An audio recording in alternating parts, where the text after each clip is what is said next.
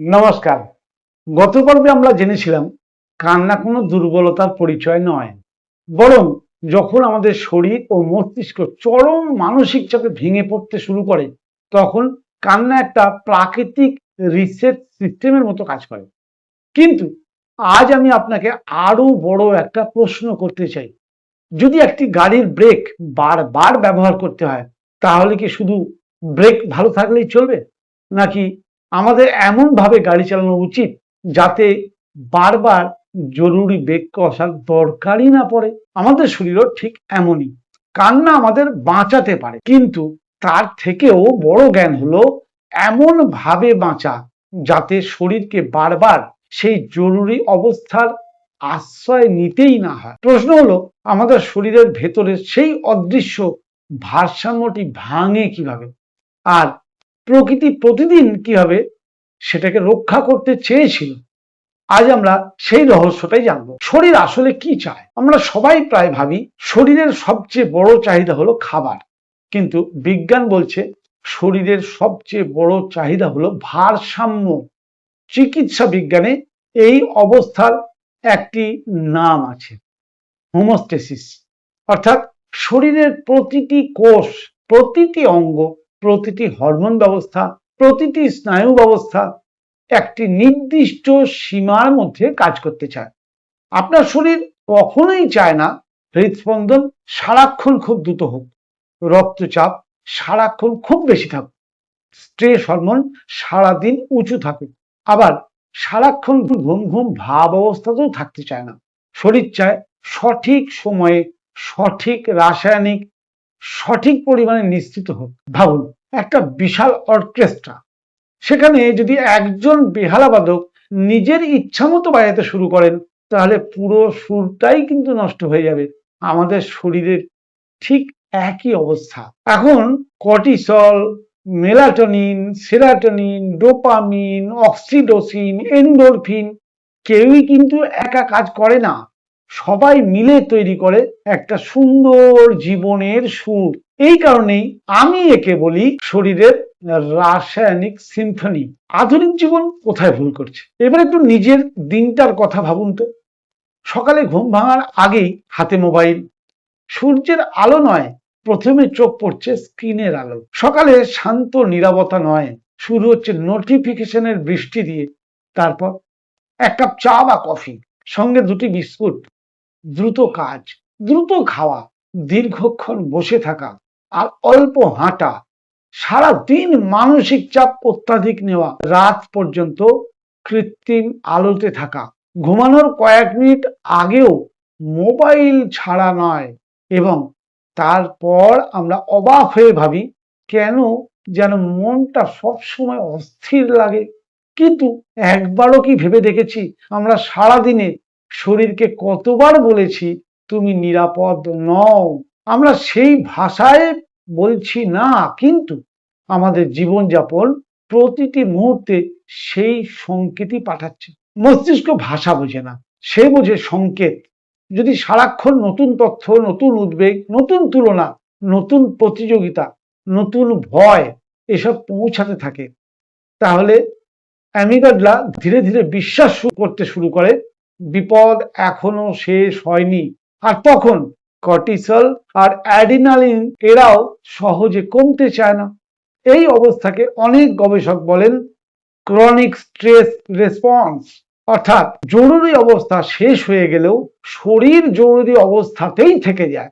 ভাবুন, একটা বাড়িতে যদি দিনের পর দিন ফায়ার অ্যালার্ম বাজতেই থাকে, তাহলে একসময় সেই বাড়ির মানুষ ক্লান্ত হয়ে পড়বে। আমাদের কোষগুলোর অবস্থাও ঠিক তাই। তারা ক্লান্ত হয়ে পড়ে, তারা বিশ্রাম চায়, তারা স্বাভাবিক ছন্দে ফিরতে চায়। কিন্তু আমরা কি তাকে সেই সুযোগ দিচ্ছি? প্রকৃতি আমাদের কি শিখিয়েছিল একটু কল্পনা করুন তো। 10,000 বছর পিছনে যদি যাই, তাহলে একজন মানুষ, তার কাছে মোবাইল ছিল না, 24 ঘন্টার খবর ছিল না, মধ্যরাতে স্ক্রিনের আলো ছিল না, দিন শুরু হতো সূর্যের আলো দিয়ে, রাত শেষ হতো অন্ধকারের সঙ্গে। ক্ষুধা লাগলে মানুষ খেত, ক্লান্ত হলে বিশ্রাম নিত, হাঁটতো, দৌড়াতো, মাটিতে বসতো, গাছের ছায়ায় সময় কাটাতো। তার জীবন নিখুঁত ছিল না, কিন্তু একটা জিনিস ছিল, প্রকৃতির ছন্দের সঙ্গে মিল। আজ আমরা সেই ছন্দের বাইরে চলে এসেছি এবং আমাদের শরীর এখনো সেই পুরনো ভাষাতেই কিন্তু কথা বলে। সে এখনো সূর্যকেই চেনে, অন্ধকারকেই চেনে, শ্বাসকে চেনে, প্রকৃত খাদ্যকে চেনে, স্পর্শকে চেনে, ভালোবাসাকে চেনে, নীরবতাকে চেনে। প্রশ্ন হলো, আমরা কি এখনো শরীরের সেই ভাষা শুনি, নাকি আমরা শুধু তাকে আদেশই দিয়ে যাচ্ছি? আপনি কি জানেন, আপনার শরীরের প্রতিটি কোষের যেন একটি করে ঘড়ি আছে, আর সেই কোটি কোটি ঘড়ির মূল নিয়ন্ত্রক হয়ে বসে আছে মস্তিষ্কের একটা ছোট্ট অংশ। এর কাজ সকালে শরীরকে জাগিয়ে তোলা, দিনে কর্মক্ষম রাখা, আর রাতে গভীর বিশ্রামের প্রস্তুতি নেওয়া। কিন্তু এই ঘড়ি সময় দেখে না, এরা আলো দেখে। এই কারণেই সকালের প্রথম সূর্যালোক আমাদের জন্য এত মূল্যবান। যখন সূর্যের প্রাকৃতিক আলো চোখে পড়ে, তখন মস্তিষ্ক বুঝতে পারে নতুন দিন শুরু হয়েছে। এরপর ধীরে ধীরে কমতে থাকে মেলাটোনিন, বাড়তে থাকে জাগ্রত হওয়ার উপযুক্ত রাসায়নিক কার্যকলাপ, আর সন্ধ্যা নামলে শরীর আবার নিজে থেকেই বিশ্রামের প্রস্তুতি নিতে শুরু করে। কিন্তু আজ অনেকেই দিনের প্রথম আলো হিসাবে সূর্যকে নয়, মোবাইলের ফোনের স্ক্রিনকে দেখেন। রাতেও সূর্য ডোবার অনেক পরে ঘরের কৃত্রিম আলো আর স্ক্রিনের নীল আলো শরীরকে বিভ্রান্ত করে। ফলে শরীরের আভ্যন্তরীণ ঘড়ি ধীরে ধীরে তাল হারাতে শুরু করে। তাই সকালে অন্তত কিছুক্ষণ প্রাকৃতিক আলোয় থাকা দরকার, আর রাতে ঘুমের অন্তত পক্ষে 1 ঘন্টা আগে উজ্জ্বল স্ক্রিন থেকে দূরে যাওয়া দরকার। এগুলো শুধু অভ্যাস নয়, এগুলো শরীরকে তার নিজস্ব সময়ের ভাষা ফিরিয়ে দেওয়া। আমরা সাধারণ ভাবি শ্বাসের কাজ শুধু অক্সিজেন নেওয়া, কিন্তু আমাদের প্রতিটি শ্বাস মস্তিষ্কের কাছেও একটা বার্তা বহন করে। যখন আমরা ভয় পাই, শ্বাস ছোট হয়ে যায়। যখন আমরা রাগ করি, শ্বাস দ্রুত হয়ে যায়। যখন আমরা উদ্বিগ্ন থাকি, শ্বাস অগভীর হয়ে যায়। অর্থাৎ মনের অবস্থা শ্বাসকে বদলে দেয়। কিন্তু এর উল্টোটাও সত্য। আমরা যদি সচেতনভাবে ধীর এবং গভীরভাবে দীর্ঘ নিঃশ্বাস নিই, তাহলে শরীরও ধীরে বুঝতে শুরু করে সম্ভবত বিপদ কেটে গেছে। এই কারণে বহু গবেষণায় দেখা গেছে ধীর ও নিয়ন্ত্রিত শ্বাসের অনুশীলন অনেক মানুষের ক্ষেত্রে মানসিক চাপ কমাতে এবং স্নায়ুতন্ত্রকে শান্ত করতে সাহায্য করতে পারে। 1000 বছর আগে যোগশাস্ত্র এই সত্যকে অন্য ভাষায় বলেছিল। তারা একে বলেছিলেন প্রাণের নিয়ন্ত্রণ, অর্থাৎ প্রাণায়াম। আজ বিজ্ঞান বলছে শ্বাসের ছন্দ স্নায়ুতন্ত্রের ছন্দের সঙ্গে গভীরভাবে যুক্ত। ভাষাটা আলাদা, কিন্তু পর্যবেক্ষণটি বিস্ময়করভাবে কাছাকাছি। এবার একটা প্রশ্ন করি, আপনি যদি ভাবেন আপনার মনের সঙ্গে পেটের কোনো সম্পর্ক নেই, তাহলে হয়তো আবার ভাবার সময় এসেছে। আজকের গবেষণায় জানা যাচ্ছে অন্ত্র আর মস্তিষ্ক একে অপরের সঙ্গে সারাক্ষণ যোগাযোগ রেখে চলেছে। এই যোগাযোগের গুরুত্বপূর্ণ ভূমিকা রাখে অন্ত্রের অণুজীব সমূহ, স্নায়ুতন্ত্র এবং বিভিন্ন রাসায়নিক বার্তাবাহকেরা। এই কারণে দীর্ঘদিনের অস্বাস্থ্যকর খাদ্যাভ্যাস, অতিরিক্ত প্রক্রিয়াজাত খাবার, কম আঁশযুক্ত খাবার অর্থাৎ ফাইবার কম খাওয়া এবং অনিয়মিত জীবনযাপন শুধু হজম নয়, মনের উপরও প্রভাব ফেলতে পারে। তাই প্রতিদিন পর্যাপ্ত প্রাকৃতিক খাবার, ফল, মূল, শাকসবজি খান। বৈচিত্র্যময় উদ্ভিজ্জ খাবার, পর্যাপ্ত জল এবং প্রাকৃতিক খাদ্যের দিকে ঝোঁক বাড়ান। শুধু শরীরের জন্য নয়, মস্তিষ্কের জন্যও এটা আসলে বিনিয়োগ। মনে রাখবেন, প্রতিটি খাবার শুধু পেট ভরায় না, এটি আপনার কোষগুলোকে একটা বার্তা দেয়। কখনো কি খেয়াল করেছেন অনেকক্ষণ বসে থাকলে মনও যেন ভারী হয়ে যায়? আবার একটু হাঁটাহাঁটি, হালকা ব্যায়াম বা শরীর চর্চার পর অনেকেরই মন তুলনামূলকভাবে হালকা লাগে। এর একটা কারণ হলো শরীর নড়াচড়ার সময় বিভিন্ন জৈব রাসায়নিক পরিবর্তন ঘটে, যার মধ্যে কিছু আমাদের ভালো লাগার অনুভূতির সঙ্গেও সম্পর্কিত। এই কারণেই নিয়মিত শারীরিক কার্যকলাপকে মানসিক সুস্থতার অন্যতম গুরুত্বপূর্ণ স্তম্ভ হিসেবে ধরা হয়। ব্যায়াম মানেই জিম নয়, হাঁটাও ব্যায়াম হতে পারে, যোগাসন হতে পারে, প্রাণায়াম হতে পারে, নাচ হতে পারে, বাগান করা হতে পারে, যে কোনো নিয়মিত শারীরিক নড়াচড়াই শরীরকে মনে করিয়ে দেয় তুমি এখনো জীবন্ত, তুমি এখনো সক্ষম।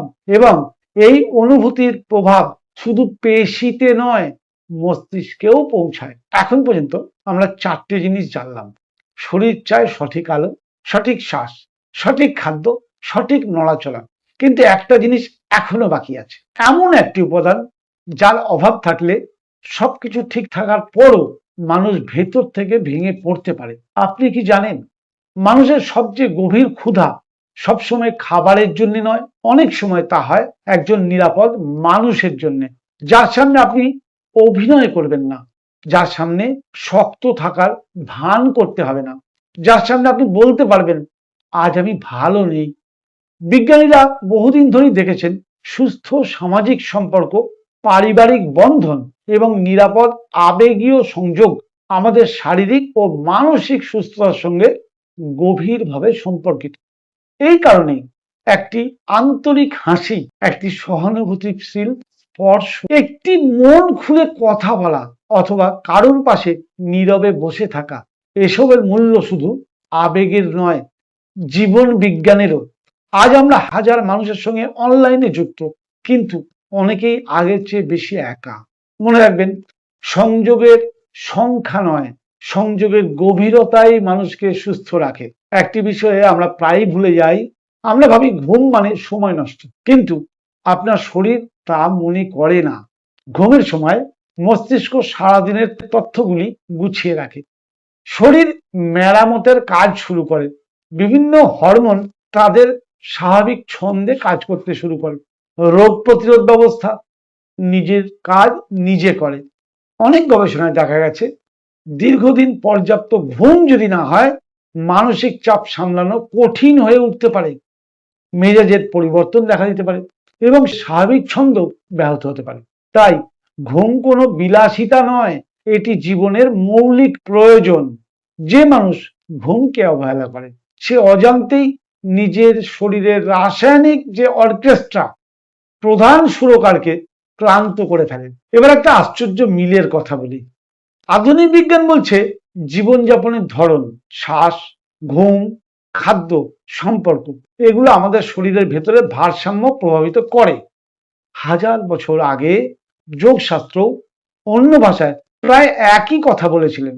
তারা বলেছিলেন যখন জীবন প্রকৃতির নিয়ম থেকে দূরে সরে যায়, তখন প্রাণের প্রবাহেও অসামঞ্জস্য তৈরি হয়। আবার যখন খাদ্য, আচরণ, শ্বাস, চিন্তা এবং জীবনযাপন প্রকৃতির ছন্দে ফিরে আসে, তখন মানুষ ধীরে ধীরে ভারসাম্যে ফিরতে শুরু করে। এখানে একটা বিষয় খুব গুরুত্বপূর্ণ, বিজ্ঞান আর যোগশাস্ত্র সব বিষয়ে একই ভাষায় কথা বলে না, তাদের ব্যাখ্যার ধরনও কিন্তু এক নয়, কিন্তু দুটোই আমাদের একই অভিন্ন শিক্ষা দেয়। জীবনযাপনের মান আমাদের শরীর ও মনের উপর গভীর প্রভাব ফেলে। তাহলে কি আর কখনো কাঁদবো না? এই ভিডিওর সবচেয়ে গুরুত্বপূর্ণ অংশ এখন। আমাদের লক্ষ্য কখনো কান্না না করা নয়, কারণ কান্না মানুষের স্বাভাবিক অনুভূতির অংশ। কিন্তু প্রিয় মানুষ হারালে, অন্যায়ের শিকার হলে, গভীর আনন্দে অথবা ভালোবাসার আবেগে চোখের জল আসতেই পারে এবং সেটা স্বাভাবিক।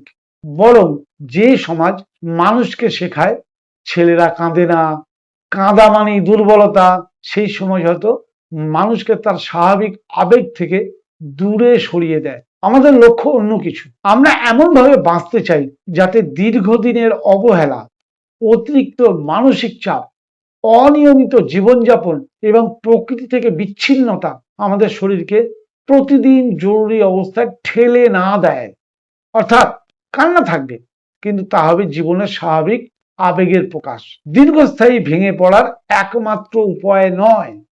বন্ধুরা, আজকের ভিডিও থেকে যদি মাত্র একটা কথা মনে রাখার মতো দেখেন, তাহলে আমি বলবো সেটা হোক এইটা, যে আমাদের শরীর প্রতিদিন আমাদের সঙ্গে কথা বলে, কখনো ক্লান্তি দিয়ে, কখনো অনিদ্রা দিয়ে, কখনো উদ্বেগ দিয়ে, কখনো কান্না দিয়ে। প্রশ্ন হলো, আমরা কি সেই ভাষা শুনি, নাকি শুধু লক্ষণগুলোকে চুপ পড়িয়ে দেওয়ার জন্য উঠে পড়ে লাগি? মনে রাখবেন, প্রকৃতি আমাদের শরীরকে এমন ভাবে তৈরি করেছে যে সে প্রতিদিন ভারসাম্যে ফিরে আসতে চায়। আমাদের কাজ হচ্ছে শরীরকে জোর করে বদলে দেওয়া নয়, আমাদের কাজ তার পাশে বাধা হয়ে না দাঁড়ানো। সূর্যের আলো, গভীর ঘুম, সচেতন শ্বাস, প্রাকৃতিক খাদ্য, নিয়মিত নড়াচড়া, মানুষের ভালোবাসা, নীরবতার সঙ্গে কিছুক্ষণ কাটানো, এই ছোট ছোট বিষয়গুলোই হয়তো প্রতিদিন আপনার শরীরকে বলে দেয় তুমি নিরাপদ। আর যখন শরীর সত্যিই বিশ্বাস করে যে আমি নিরাপদ, তখনই শুরু হয় সত্যিকারের আরোগ্য অর্থাৎ সুস্থতা। ধন্যবাদ, আবার দেখা হবে আগামী পর্বে।